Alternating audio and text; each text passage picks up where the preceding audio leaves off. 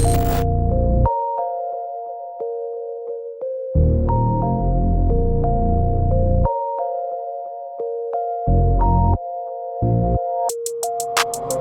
started jumping, what a day.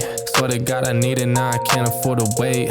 I just had a fan hit me up from Kuwait. Told him this would happen and we not a minute late. Seen him down bad, now they tryna hate. Same ones try to hit me for the raise.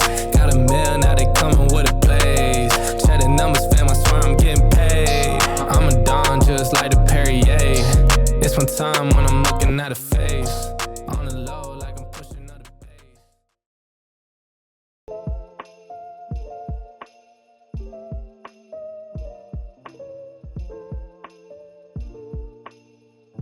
Taïwan, terre de performance, où j'ai eu la chance de faire une énorme perf, on va dire pour le début de ma carrière live.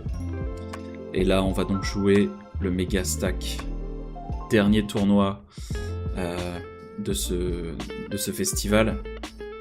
Il faut savoir que j'ai été malade quasiment tout le long, et en plus, j'ai eu un run pas terrible. Donc on espère vraiment tout donner pour repartir sans regret.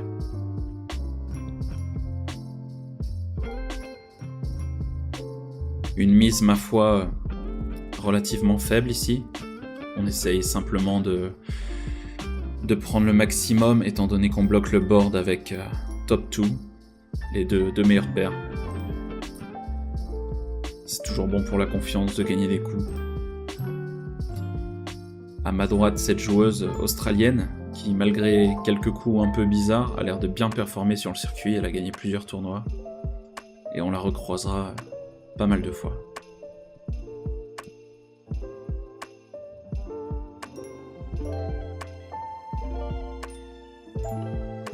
Ici, on était contre UTG et Big Blind. On a payé le flop. Et sur le check de notre adversaire ici, on a clairement envie de miser une bonne partie de notre range. Je pourrais avoir des bluffs ici, tout comme je peux avoir des value hand, des mains qui ont collé naturellement pré-flop comme As-Valet, As-Dame, As-10 qui auraient décidé de pas sur-relancer. Et donc pareil, on part sur un sizing médian, plutôt vraiment encore dans l'idée faire payer notre adversaire avec des mains qu'il ne pourra pas folder face à une offre si alléchante. On voit que le stack monte au fur et à mesure et ça fait plaisir. La fameuse bulle. A priori, on n'est pas trop mal, on devrait la passer sans souffrance.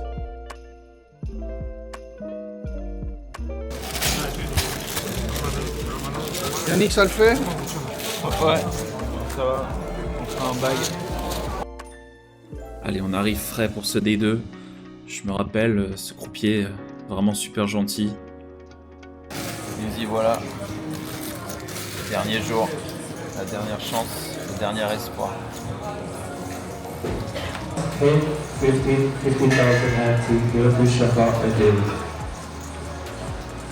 Ça se passe plutôt bien ce début de Day2, le stack monte, on élimine plein de joueurs. On a pas mal run. Quand vient ce gros coup où j'ai été assez étonné, on a 3 bêtes boutons contre UTG. Et le truc qui rend ce coup un peu particulier, c'est qu'on a tous les deux un énorme stack ici. Donc beaucoup de pression ICM, de pression de l'argent. Et on a tous les deux pas envie forcément de stack off, sauf que moi ici en fait j'ai 2 flèches.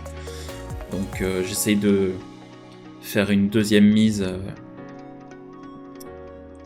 qui va dire ok, je peux encore avoir des bluffs, je peux encore avoir As-Roi, As-Dame, je peux encore me payer pas mal de mains, je peux avoir des paires avec lesquelles je suis pas trop sûr.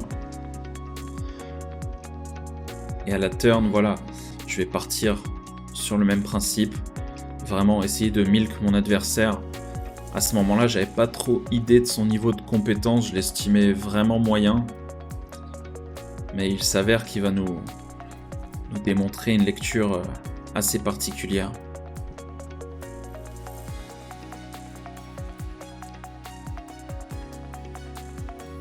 Voilà, après avoir pris un peu de temps, on se saisit de ces jetons jaunes qui qui ont une valeur de 25 000.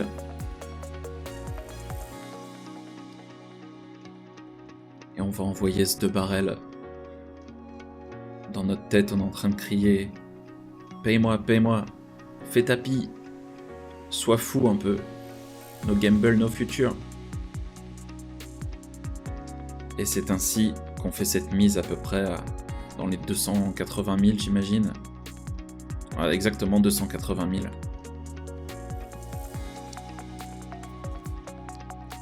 L'adversaire n'a pas l'air très rassuré, il demande au croupier. Là, on voit vraiment qu'il a l'air d'être en train de réfléchir à sa stratégie de tournoi, regardant son stack, combien de joueurs il a. Et il va nous claquer ce magnifique Hero Fold avec 2 valets. Donc vraiment très bon read de sa part, GG. Il faut savoir admettre parfois que nos adversaires ont le droit d'être bons aussi.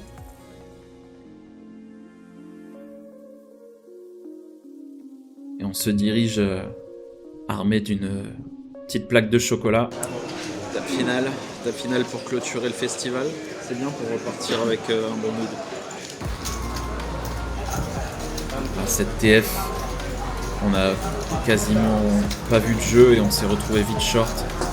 Et là on est parti avec 2-9, on s'est fait payer. On espère revenir dans la course. On a fait tapis avec une dizaine de blindes, malheureusement. Contre 2 rois. Allez, un 9 s'il te plaît. Allez, une fois, j'ai le droit. Ok, on peut encore faire un 9. Ah, il faut la retourner. Malheureusement.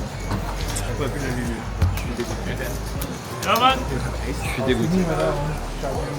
Putain de dégoûté quoi, j'ai pas vu la lumière. Un peu frustrant après avoir été malade tout le festival, d'avoir avorté cette performance au début de cette table finale, mais c'est le jeu et on va très vite revenir, apprendre de nos erreurs.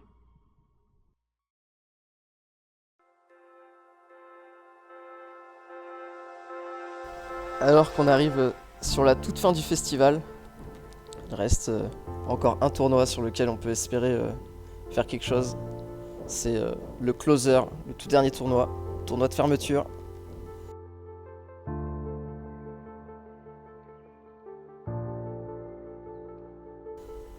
On peut voir qu'ils sont en train d'enlever les bannières, de ranger les tables. La salle est complètement vide. Il ne reste que mon adversaire, moi et la team en support derrière. Donc on est contre un adversaire malaisien qui débute, c'est un de ses premiers lives.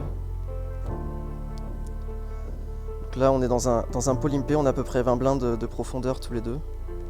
Flop c'est valet 8-2. Il décide de checker. J'ai actuellement roi 9, donc pas vraiment de raison de miser. Ma hauteur peut être souvent bonne. Turn As, mon adversaire décide de rechecker. Le plan change pas, on va essayer d'aller à l'abattage, on bat encore pas mal de mains. Voilà, on prend un peu de temps parce qu'on veut pas trop donner d'indices sur nos timings. River Roi, donc elle est plutôt bonne pour nous. Je pense qu'on a pratiquement tout le temps la meilleure main. À part s'il a fait 2 paires avec le roi ou qu'il a pas misé un as à la turn. Bon, il recheck, c'est très bon signe.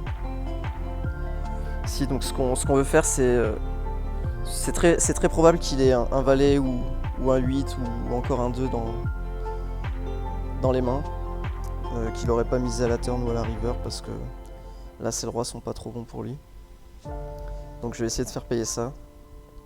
On fait une assez grosse mise parce que il pourrait penser qu'on bluffe pas mal sur ce roi, sur cet as et tenter de payer des mises assez chères.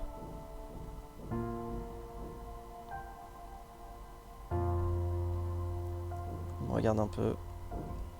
On jette assez rapidement ses cartes, je pense qu'il avait pas grand chose.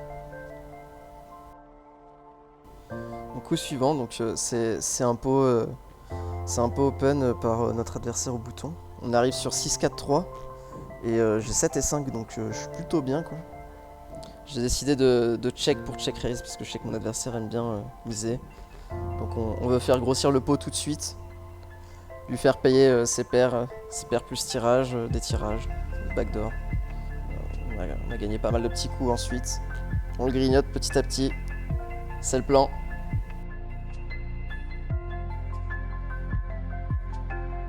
Petite pause massage. Massage. On voit qu'il y a de l'expertise. Bon, après ce petit moment de détente, on regrind notre adversaire. Ramasse encore les pots. Grignote le stack.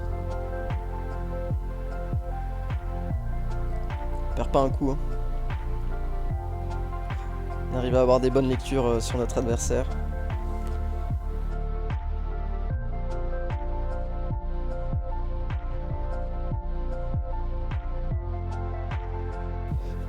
Et malheureusement on pourra pas voir la dernière main, mais c'est une victoire. C'était un coup à tapis qui a pas pu être filmé malheureusement. Et voilà, deuxième victoire sur ce festival pour un peu plus de 10 000 $. Ça fait plaisir avec la team.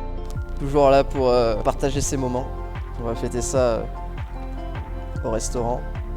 Petit restaurant italien bien sympa.